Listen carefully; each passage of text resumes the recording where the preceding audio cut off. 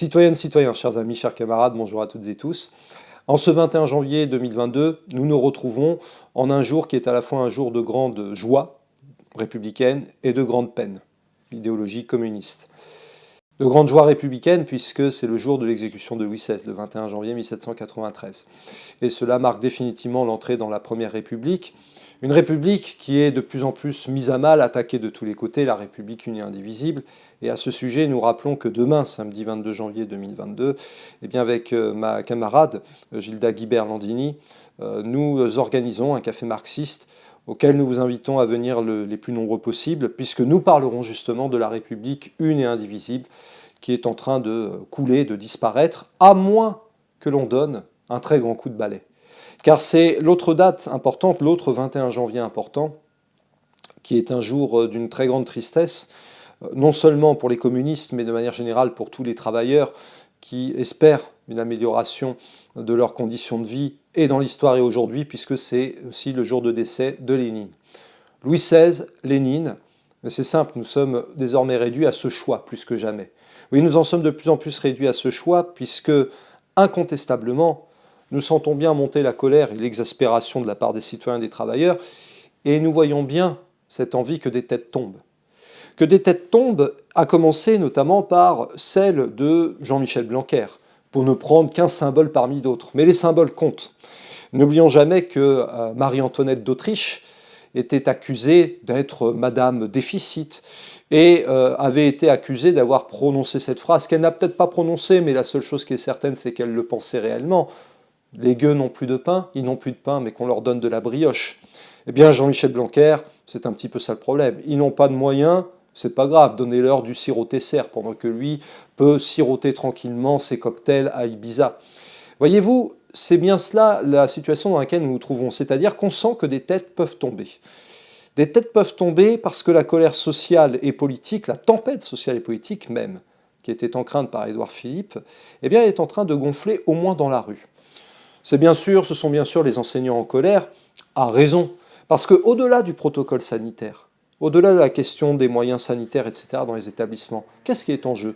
Mais c'est la destruction pure et simple de l'éducation nationale, en termes de contenu disciplinaire, en termes de capacité d'accueil pour les élèves, en termes de, également, ça c'est important, de conditions de vie, de travail et de salaire des enseignants, des personnels techniques et administratifs qu'il ne faut jamais oublier, puisque eux sont victimes de la privatisation, de l'ouverture à la concurrence, comme le dit si joyeusement l'Union européenne, et donc de la précarisation croissante.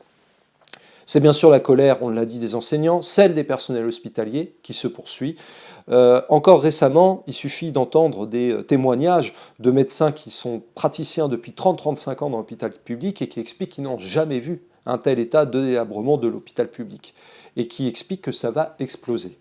Ça va exploser aussi à coup de gaz et d'électricité peut-être au niveau d'Engie, ex-EDF, GDF, puisque à partir du 25 janvier, eh bien, les travailleurs d'EDF, GDF, ex-EDF, GDF, vont entrer en grève à raison, puisque leurs conditions de vie, leurs salaires sont complètement bloqués depuis 2008. Bien entendu, les directions ou les ministres se taisent devant la colère sociale et politique qui est en train de monter en espérant qu'elle va se tasser. Mais il y a peu de chance, parce qu'on répète, la colère est en train de monter partout et des têtes vont finir par tomber à un moment ou à un autre. Il faut bien reconnaître que Jean-Michel Blanquer, lui, l'a sauvé de justesse. Le paradoxe veut d'ailleurs qu'il l'ait sauvé à la suite du comportement absolument invraisemblable des directions confédérales, celles du SNES notamment, mais pas seulement, qui l'ont remis en selle le soir même de la manifestation du 13 janvier, alors que souhaite-t-on? Sa démission, son départ, son abdication même, pourrait-on dire. Parce que, en réalité, nous avons affaire à des royalistes qui pensent qu'ils sont les maîtres de la France, et maîtres de la France non seulement pour satisfaire leurs propres intérêts, mais aussi pour satisfaire les desiderata, nous allons reparler du MEDEF et de l'Union européenne. Parce qu'en ce début janvier 2022, nous avons pu entendre que Emmanuel Macron est donc maintenant le président de l'Union européenne, ou du moins que la France a pris la tête de l'Union européenne. Pour être très clair, pour bien expliquer à tout le monde ce que c'est, ça veut dire que pendant 6 mois, pas plus, tous les 6 mois, vous avez une présidence tournante du Conseil européen de surcroît. Qu'est-ce que c'est le Conseil européen? C'est une énorme arnaque. C'est en fait le regroupement des chefs d'État et de gouvernement qui bouffent des petits fours, boivent du champagne, se mettent bien entre eux et ne font qu'accompagner le mouvement d'ouverture à la concurrence, d'eurodestruction des services publics, d'eurodémantèlement de la République une indivisible, d'élimination, d'éradication également des libertés publiques. Bon bref, c'est uniquement la joyeuse retrouvaille entre toutes les oligarchies capitalistes corrompues de tous les pays de l'Union européenne. Eh bien, Emmanuel Macron est à la tête de ceci pour accélérer le passage à la souveraineté européenne. Et là, nous retrouvons justement la mise à mort de la République une et indivisible. Pourquoi? Parce qu'il faut quand même rappeler, et nous aurons l'occasion de le dire au Café marxiste de demain, que la République, elle naît avec le principe d'unité et d'indivisibilité, mais aussi avec le principe de souveraineté. Et la souveraineté qui appartient uniquement, exclusivement au peuple en particulier des travailleurs, des petits artisans, des petits commerçants, des ouvriers, des paysans, bref, ce qui permet d'avoir des citoyens, et dans le cadre national, faut-il le rappeler, car la souveraineté européenne n'est qu'une fumisterie et totalement contraire à l'article 3 de la Déclaration des droits de l'homme et du citoyen du 26 août 1789, qui est très précise, puisque le principe de toute souveraineté réside essentiellement dans la nation. Essentiellement dans le sens par essence même. Ce n'est pas seulement surtout, c'est par essence. Et que nul corps, nul individu ne peut se l'approprier. Or, c'est ce que fait exactement Macron, à la suite de tous les eurogouvernements précédents. Alors évidemment, les fausses oppositions, que ce soit au sein de la bande des quatre réacs, à part Macron, il y a bien sûr Pécresse, Le Pen et Zemmour, en réalité, eux, ils s'offusquent parce que le drapeau de l'UE, et ils ont raison dans l'absolu de s'offusquer du fait que le drapeau de l'UE soit en dessous de l'Arc de Triomphe. Mais ils s'en offusquent sur quelle base? Mais sur des bases franchement réactionnaires et xénophobes, celle selon laquelle l'identité de la France serait en danger. Soyons bien clairs, qu'entend-on par identité de la France? L'identité de la France, c'est d'abord l'identité républicaine de la France. Ce que ni Pécresse, ni Zemmour, ni Le Pen, et ni Macron d'ailleurs, s'y intéressent un minimum.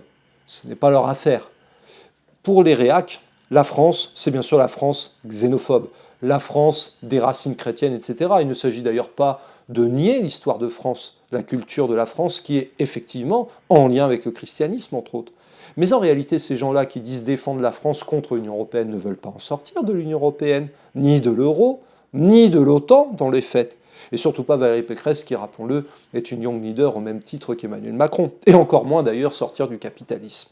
Ces faux souverainistes sont en réalité des ennemis de la patrie. Et comme le disait déjà très bien Robespierre en son temps, pour prononcer la sentence vis-à-vis de Louis XVI, Louis doit mourir parce qu'il faut que la patrie vive. Eh bien l'Union européenne doit mourir parce qu'il faut que la patrie vive. Et si elle ne meurt pas, eh bien pour survivre, nous devons en sortir. Parce qu'une chose est certaine, si nous ne sortons pas de l'Union européenne, eh bien nous y resterons. Mais nous y resterons pour de bon, définitivement. Rappelons d'ailleurs que la devise de la Première République était liberté, égalité, fraternité, ou la mort. Eh bien, le ou la mort, c'est le sort qui attend la France et la République unie indivisible si nous restons dans cette satanée Union européenne. Et raison de plus d'ailleurs pour dénoncer les tartufferies de plus en plus évidentes de la fausse gauche, des fausses gauches. Alors, en ce qui concerne les socialistes ou les apparentés socialistes ou les écologistes, nous voyons bien que c'est un immense carnage, disons-le clairement, qui attend ces résidus de force dont on ne veut plus entendre parler. Arnaud Montebourg a déjà jeté l'éponge, mais qui croyait sérieusement que sa remontada allait prendre? C'est devenu une hontada totale. Et d'ailleurs, bon vent à un ministre qui a servi sous le quinquennat Hollande, nous n'en voulons plus de ces gens-là. Nous voyons bien que Anne Hidalgo, Yannick Jadot sont en perdition, et puis la soi-disant Messie Christiane Taubira également. Eh bien, nous voyons bien que pour ce résidu de gauche social-démocrate, qui n'est plus de la gauche depuis un moment, on l'a déjà dit, ce qui les attend, eh bien c'est le grand coup de balai. Parce que eux aussi, tous ces représentants seront emportés par le coup de balai. Un coup de balai qui visera la réaction à un moment donné. Cela n'interdit pas que la réaction, elle, cherche aussi à donner un coup de balai aux forces révolutionnaires, syndicalistes de classe et de masse, militants, progressistes et surtout franchement communistes. Les travailleurs, les gilets jaunes. Bien entendu qu'elle s'apprête à donner plus qu'un coup de balai, un coup de bâton. Un coup de ricin et de gourdin, comme on le faisait dans l'Italie pré-fasciste par exemple, et puis dans l'Italie fasciste tout court. Mais le coup de balai léniniste, lui aussi, il menace. Il menace de faire tomber des têtes. Et non seulement celle de la réaction, nous l'avons dit, non seulement celle du patronat, nous allons en reparler, mais aussi celle de tous ceux qui ont trahi dans la soi-disant gauche. Et puis il y a les candidatures qui soit sont complètement en déconfiture, comme celle de Fabien Roussel, qui ne cesse d'ailleurs de voir ses collègues députés, je n'ose dire camarades, ses collègues députés de l'Assemblée nationale, eh bien, rejoindre la candidature Mélenchon. Fabien Roussel qui se retrouve aux portes de l'agonie, au même titre d'ailleurs que le PCF. Et puis un Jean-Luc Mélenchon qui, il est vrai, ne cesse, plus que jamais, de marquer son obédience vis-à-vis de l'Union européenne. Car ce n'est pas en expliquant qu'on va désobéir au traité européen qu'on peut effectivement désobéir au traité européen. Si vous voulez désobéir, encore faut-il avoir les moyens de le faire, les moyens souverains de le faire. Désobéir comment? Sans contrôler la monnaie, sans contrôler le budget, sans contrôler les lois, sans rien contrôler du tout, et en expliquant qu'on va aller porter des projets de rupture, de propositions de rupture avec le néolibéralisme au sein du FMI, de l'OTAN et de l'OMC. Mais qui peut sincèrement croire que les États-Unis, qui ont le droit de veto au FMI depuis 1944, vont se coucher devant les propositions de rupture que porterait qui d'Aurélie Trouvé, qui de Manon Aubry, qui de Clémentine Autain, ou de qui sait-on encore comme Thomas Porte, l'opportuniste Thomas Porte qui a rejoint la défunte France Insoumise, qui s'appelle désormais Union Populaire. Qui peut sincèrement croire ça? Et qui ne voit pas que dans le fond, ce genre de candidature est en train de sauver ce qu'il faut balayer, à savoir l'ordre capitaliste, européiste et atlantiste. Au même titre d'ailleurs que les directions des confédérations syndicales qui s'en prennent de plus en plus aux syndicalistes de classe et de masse. À ce sujet, nous apportons notre soutien, très clairement, à la CGT PSA à Poissy, qui est en train d'être menacée d'exclusion de la part de la fédération départementale, parce qu'il paraîtrait que les bases sont trop rouges et trop politisées. Il est vrai que Jean-Pierre Mercier, qui est l'adjoint Nathalie Arthaud à Lutte ouvrière, mène une bataille syndicale remarquable, il faut le souligner, du côté de Poissy, au niveau de la CGT PSA. Et forcément, toutes ces bases-là sont considérées dangereuses par les directions confédérées qui sont euromutantes. Et il suffit de voir d'ailleurs comment désormais la direction de la CGT n'hésite pas à signer avec un Greenpeace un texte qui appelle en réalité à démanteler la filière nucléaire dont la France a besoin, non seulement en termes de réindustrialisation, mais aussi en termes d'indépendance énergétique, ce qui ne signifie pas qu'il ne faille pas diversifier les sources énergétiques, bien entendu, ce n'est pas le problème.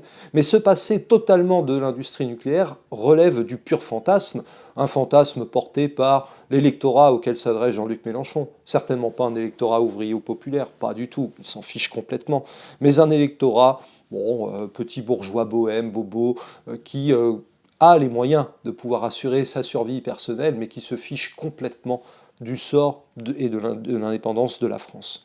Eh bien, voilà pourquoi nous menons la campagne pour l'alternative rouge tricolore, et cette campagne, mine de rien, elle permet de diffuser clairement les mots d'ordre.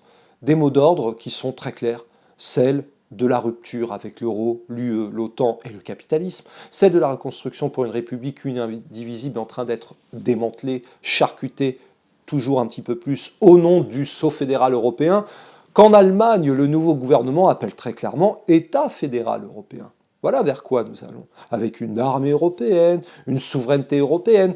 Emmanuel Macron a clairement annoncé son discours. Et les pseudo-petites critiques de forme de la part de Le Pen, de Zemmour, de Pécresse, de Jadot et même de Mélenchon dans le fond, n'y changeront rien. Rester dans l'UE, c'est mettre fin à la République une indivisible. Et en fait, c'est cautionner le projet contre-révolutionnaire qui vise à détruire tout ce qui a été construit depuis 1789 et même avant. Car n'oublions pas une chose, la mort de la République une indivisible, c'est aussi la mort de la langue française. Et le 15 janvier dernier, devant la Fontaine Molière, il faut saluer l'initiative de l'association Courriel qui, avec des tas d'autres associations, dont le pôle de Renaissance communiste en France, était présente pour commémorer le 400e anniversaire de la naissance de Jean-Baptiste Poquelin, alias Molière, et puis surtout pour défendre la langue française. Une langue française qui est victime d'attaques en tout genre, venant non pas d'une pseudo-créolisation, comme si les panneaux qui sont en anglais dans les rues de Paris marqueraient une créolisation, voilà, on en est réduit désormais avec Jean-Luc Mélenchon, mais tout simplement, ça s'appelle l'hégémonie du tout anglais. du globish qui est en train de balayer la langue française. Et ce serait oublier pourtant ce que disait l'abbé Grégoire en juin 1794, à savoir que la langue française, qui est l'idiome de la liberté, c'est aussi ce qui garantit véritablement l'égalité et la justice sociale dans le pays. Parce que quiconque ne maîtrise pas cette langue-là, quiconque ne maîtrise pas le français, eh bien, sera réduit à l'état de servitude et d'esclavage vis-à-vis de ceux qui la maîtriseront, non seulement sur la forme, mais aussi sur le fond. Et c'est pourquoi il est indispensable de porter plus que jamais le combat pour la langue française en tant que ciment de l'unité et de l'indivisibilité de la République, mais aussi comme élément de conquête pour les droits sociaux, de conquête pour les libertés publiques. Sans quoi, avec le totalitarisme du tout globish, à tout point de vue, que ce soit juridique, culturel, etc., eh bien, ce sera la disparition pure et simple de la République unie et indivisible.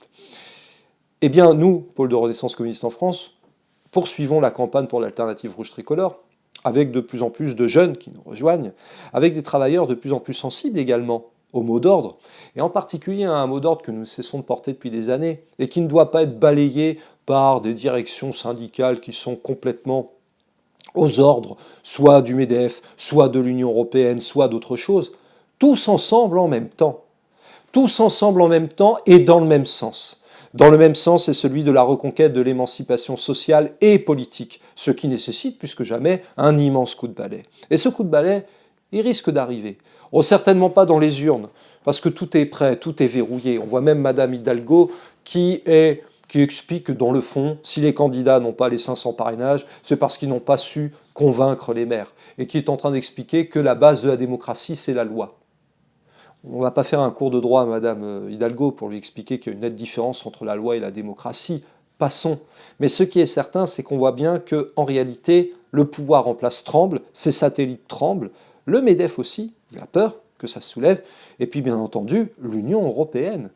Car derrière, c'est véritablement l'enjeu fondamental. Soit la souveraineté, la fausse souveraineté européenne, soit la vraie souveraineté nationale et populaire. Il n'y a plus, c'est très simple, il y a une barricade, il y a les deux camps, vous devez choisir. Vous ne pouvez pas vous trouver au milieu, n'en déplaise à Jean-Luc Mélenchon, à Fabien Roussel et à tous ceux qui chantent les louanges des États-Unis socialistes d'Europe, d'une Europe des gens et pas de l'argent, ou de la désobéissance aux traités européens. Non. La seule voie possible, c'est celle que porte le PRCF à travers l'alternative rouge tricolore. Une alternative qui, nous le répétons, rencontre un écho et qui doit rencontrer en particulier l'écho du tous ensemble en même temps dans la rue. Assez des grèves et des combats solitaires, isolés. Non, tous les travailleurs, tous les citoyens, en passant outre les consignes des confédérations syndicales, qui d'ailleurs reçoivent certains subsides importants et notamment émanant de la part de l'Union européenne, assez d'écouter des consignes absurdes qui permettent de remettre en scène des ministres discrédités et dont la tête est à deux doigts de tomber. Plus que jamais, menons la campagne pour l'alternative rouge tricolore, au-delà même de la séquence électorale, reconstruisons ensemble un véritable parti communiste qui, lui, s'est toujours clairement placé dans la tradition et la filiation de la révolution jacobine, des sans-culottes de la Commune de Paris, qui a mis en place le grand Front populaire et encore plus le grand Conseil national de la résistance, car c'est le seul moyen que nous avons pour construire les jours heureux. Et plus que jamais, coalisons l'ensemble des luttes. On a parlé des enseignants, des personnels soignants, des travailleurs de l'électricité, du gaz, de la poste bien entendu, des travailleurs de Renault qui voient les bases automobiles en train d'être détruites en France, des travailleurs sans papier. On pensait notamment aux camarades travailleurs sans papier du côté de Gennevilliers, du Coudray-Monceau ou encore d'Alfortville qui, soit dans le bâtiment, soit dans la livraison, sont exploités à merci et en réalité ne savent pas ce qu'est la liberté, égalité, fraternité en France, comme des millions de travailleurs français ou étrangers, peu importe la nationalité. La réalité, c'est que la République est en train de disparaître. Donc plus que jamais, rejoignez le combat pour l'alternative rouge tricolore, parce que ce n'est que tous ensemble, en même temps et dans le même sens, que nous vaincrons. Le 27 janvier, tous dans la rue, nous comptons sur vous. Le combat continue, camarades. Le peuple en ce jour sans cesse répète ah ça ira, ça ira, ça ira. Malgré les butins tout réussira. Nos ennemis confus en restent là.